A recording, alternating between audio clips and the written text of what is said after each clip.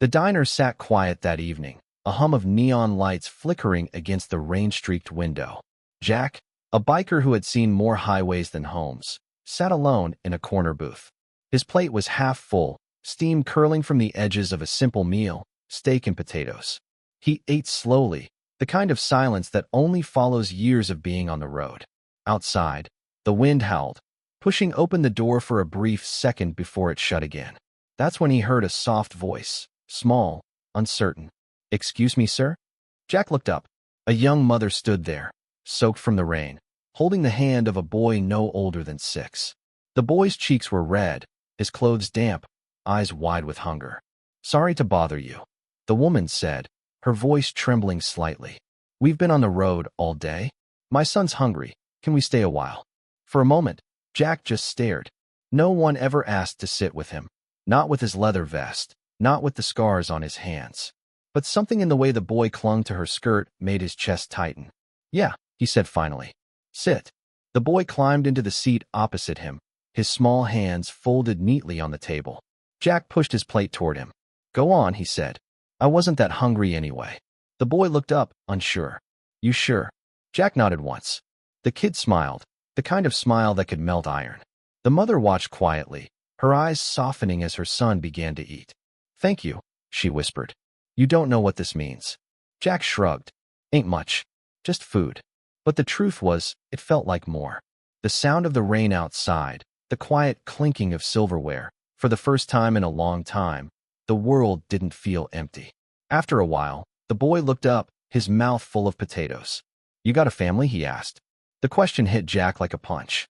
He stared at his coffee for a long moment before answering. "Used to," he said softly. The boy didn't say anything, just nodded like he understood. The mother placed her hand gently over Jack's. "Thank you again," she said, her voice breaking slightly. "People don't stop for us anymore. Not since." She stopped herself. Jack didn't press. Something in her eyes told him there was more to their story, something dark, something that made them run. He felt it in his gut, the kind of trouble that didn't stay far behind for long. Outside, a black car slowed in the parking lot, its headlights cutting through the rain.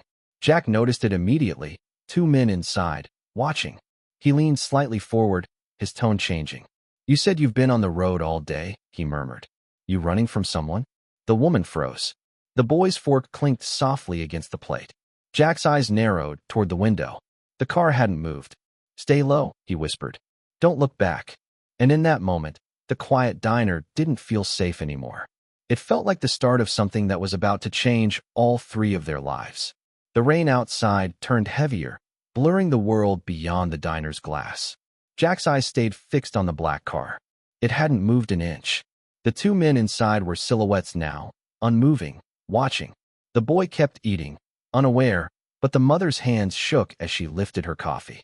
Jack leaned forward, voice low. "Who are they?" She swallowed hard. "I don't know their names," she whispered. "But they've been following us since last night. My husband, he owed money. He left us with nothing, and now they think we know where he is." Jack's jaw tightened.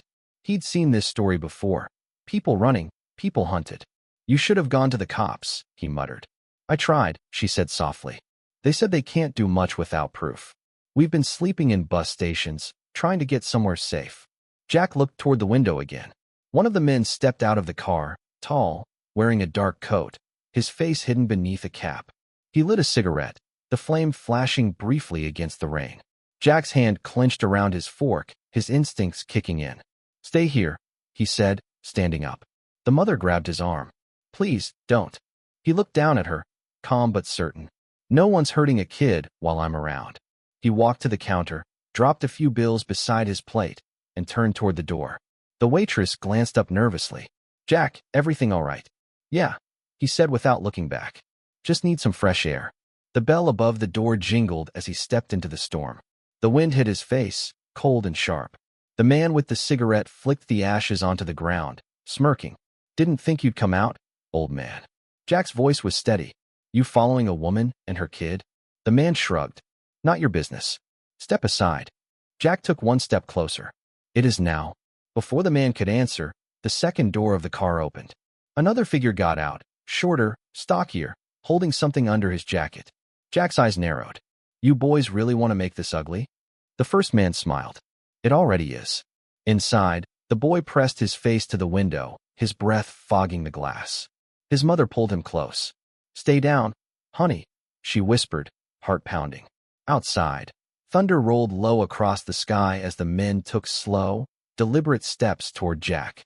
For a moment, no one moved, just rain, smoke, and the faint hum of engines passing on the highway. Then came the sound, one sharp crack as a fist met flesh. The cigarette hit the ground. The fight had begun. The first man lunged, swinging wild, but Jack sidestepped, his boots sliding in the rain. Years on the road had taught him balance, patience, how to move like a man who'd fought for survival more than once. He drove his elbow into the man's ribs, sending him stumbling into the car door. The second one rushed forward, pulling a small knife from his jacket, but Jack caught his wrist midair, twisting until the blade clattered to the pavement.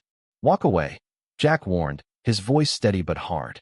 The man spat through the rain, his teeth gritted. "You don't know who we work for." Jack's hand tightened around his collar. "Don't care." He shoved him back, but the man swung again, this time grazing Jack's cheek. Blood mixed with the rain, sliding down his jaw. Jack didn't flinch. He caught the man by the jacket, slammed him against the car, and growled. "You think threatening a woman and a kid makes you tough?" Inside the diner, the boy gasped as he watched through the fogged glass.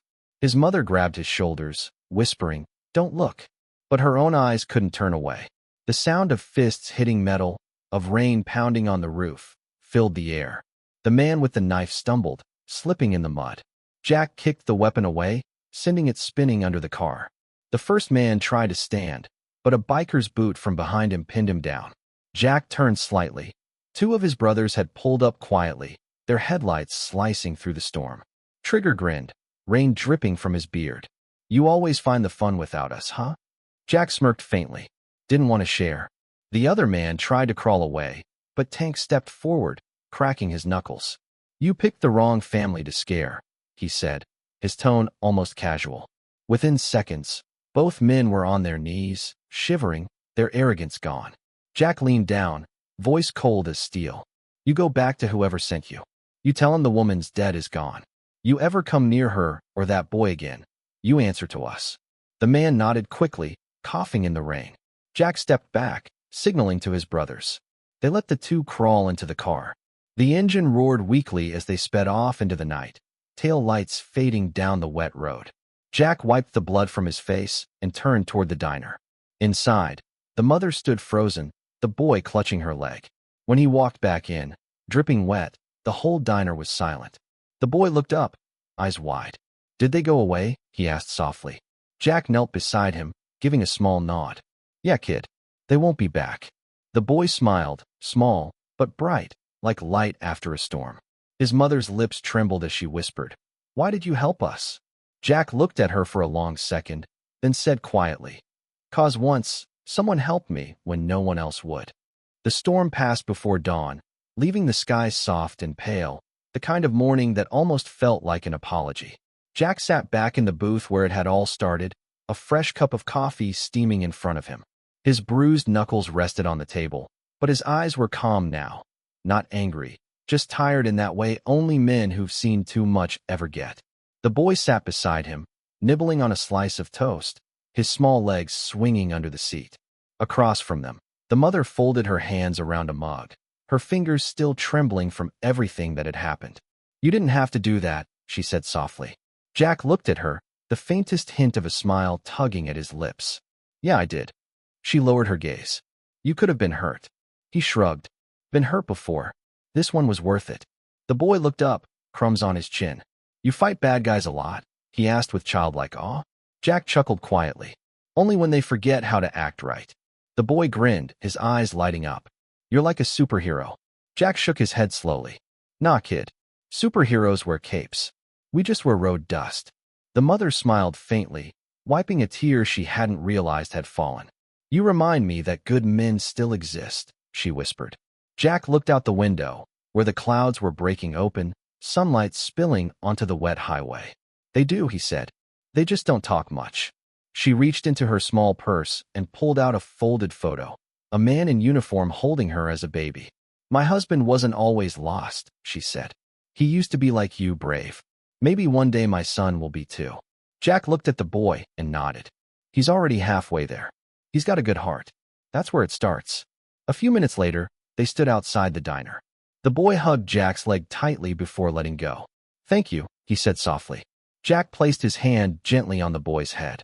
Take care of your mama, all right? I will, the boy promised. As they walked away toward the bus stop, the mother turned one last time and waved. Jack gave a small nod, then watched them disappear into the golden morning light. For a long moment, he just stood there, the hum of distant traffic filling the quiet. Trigger's voice broke through from behind him. You coming, brother? Jack turned, slipping his gloves back on. Yeah, he said, straddling his bike. The engine roared to life, low and strong, echoing across the empty road. As he rode off into the sunlight, a smile crossed his face, not from pride, but peace.